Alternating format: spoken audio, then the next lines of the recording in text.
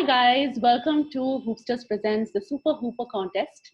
This is an initiative that we have taken up to sort of celebrate children and kids who are doing their bit to make a difference in the world.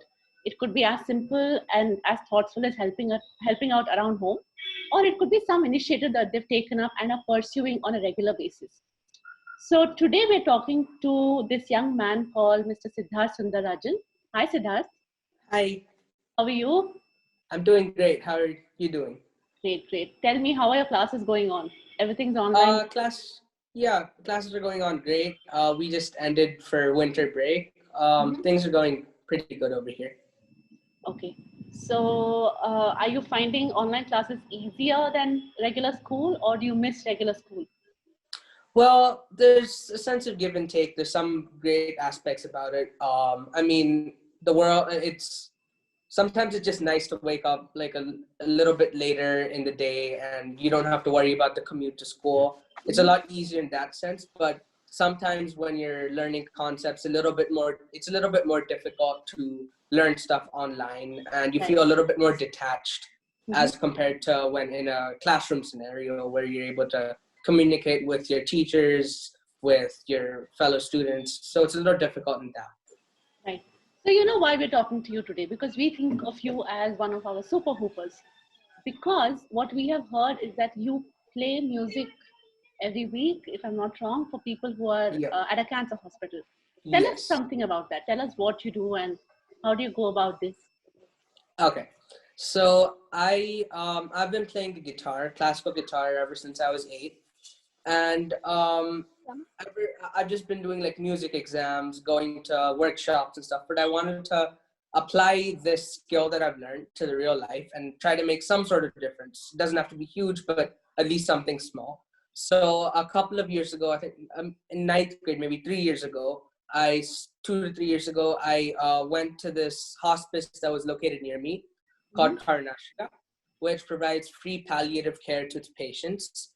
And I wanted to go there and play for the patients. Initially, it was a little bit difficult. I mean, when you look at it from an emotional perspective, those are you're dealing with or playing to terminally ill people. To be honest, when most patients get to Karnashia, they're without their family, without their friends. They feel alone, and it was quite striking originally. But I started playing there. I even got to know a couple of patients, and it was a really enriching experience and all.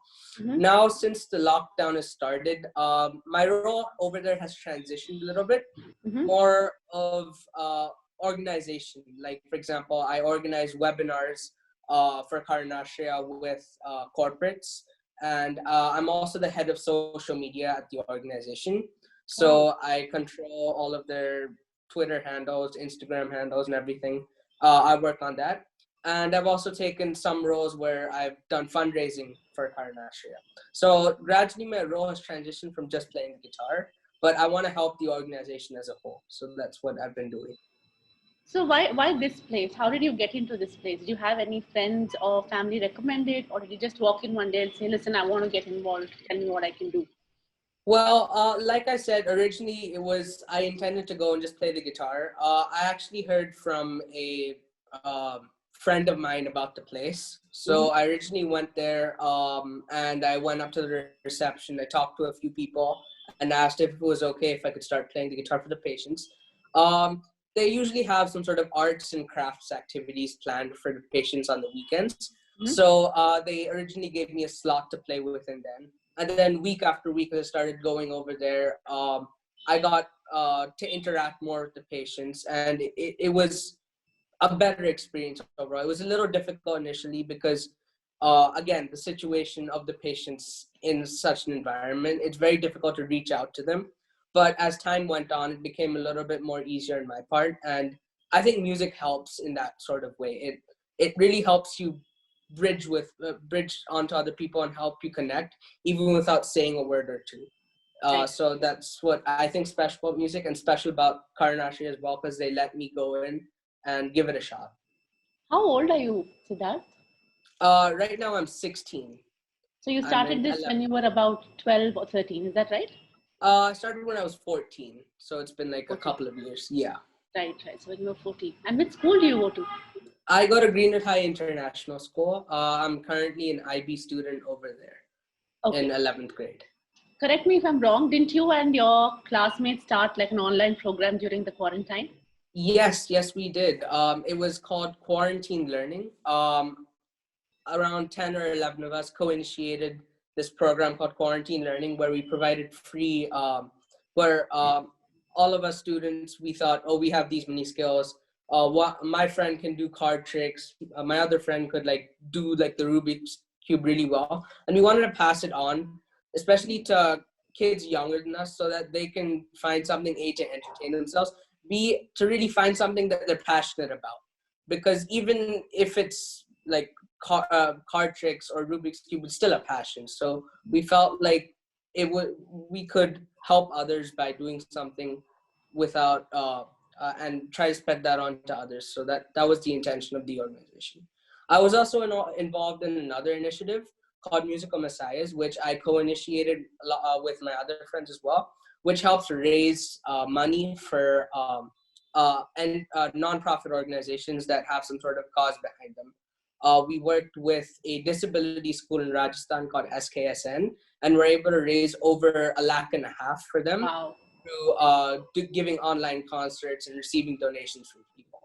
So we want, overall, what I've been doing using this platform is to use the online platform in an effective manner in order to help pass on skills and to help raise money for organizations. Okay. That brings me to a question. It seems like you have a lot of friends who are on board with everything that you're doing. Well, it's a group effort, actually.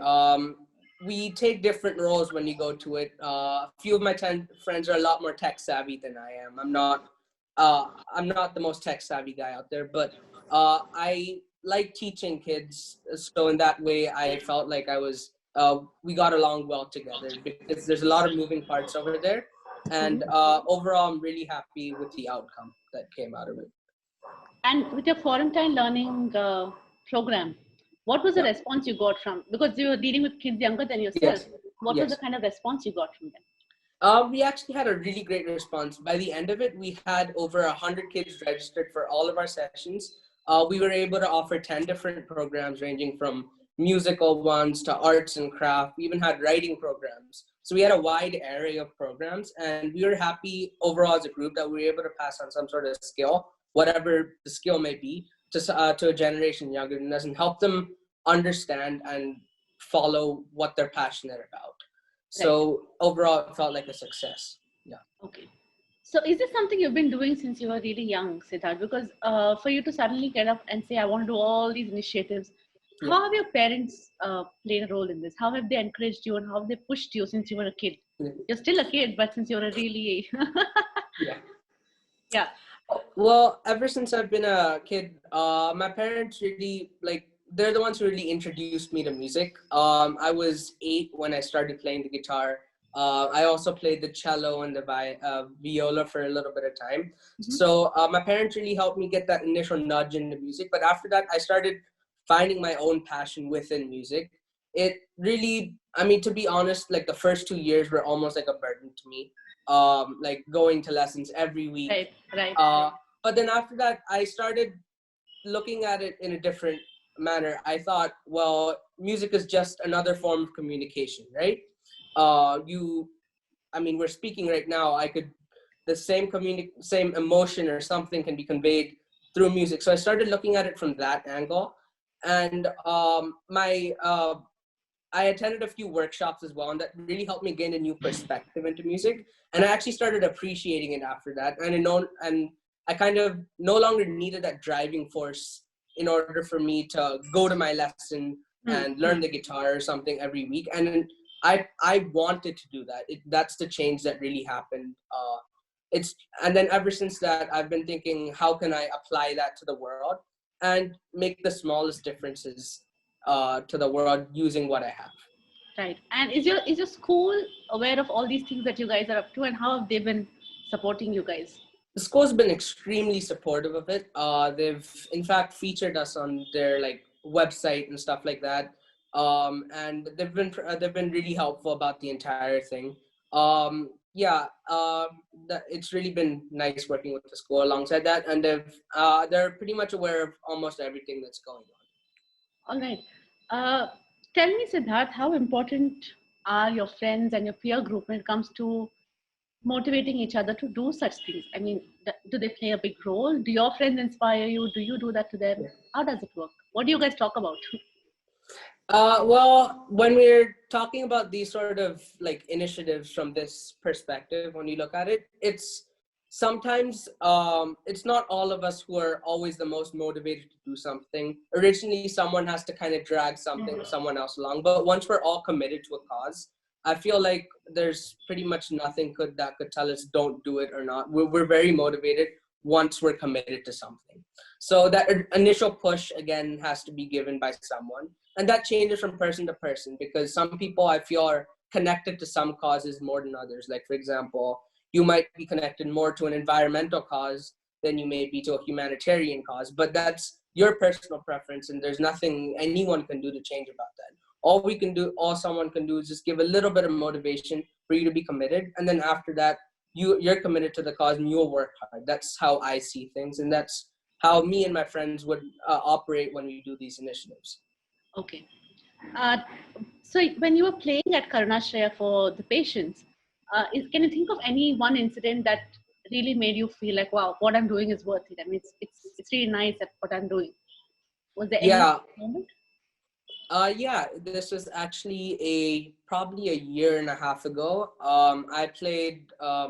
Sometimes I usually play to a small group of patients, maybe 6 to 7 on like a weekend. One of the patients over there, after I was done, he was 11 years old, so even younger than me, and he was admitted into Karnasha, and he was terminally ill. He asked, "Could you play for an extra 30 minutes for me?"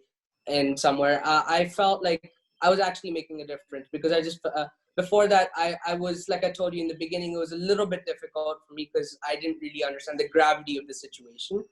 And when I heard that, I felt like people value what I'm doing over here, so I felt like I was kind of making a difference over there, and it was really nice to get like some sort of appreciation from the patients. And I understand that they're going through a really hard time, and I want to be there to help and support them however I can, whether it be through music or whatever I'm going to do. Okay, and what is one song that you love playing all the time? I play the classical guitar, so a lot of classical music. My favorite piece is called Capriccio Arabe by Francesco Tarrega. It's a romance era piece, but it's one of the most famous pieces for the classical guitar, and I just love playing it. Okay, if we put you on a spot now and say, can you play a little bit for us? Would you do it for us? Sure. Just give me 1 second. I need to go and get my guitar. Run, let's go. Yeah. Cheers.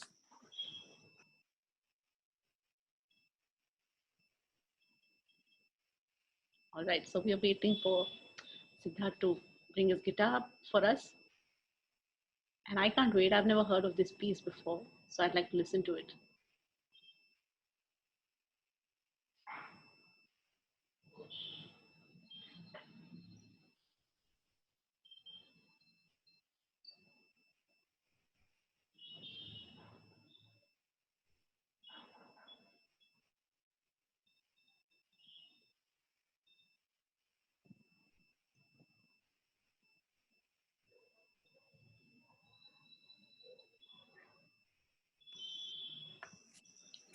Yeah. Right, there you are. All right, let's go. Okay, so I'm going to play a piece called Adelita by Mazurka by Francesco Tarrega.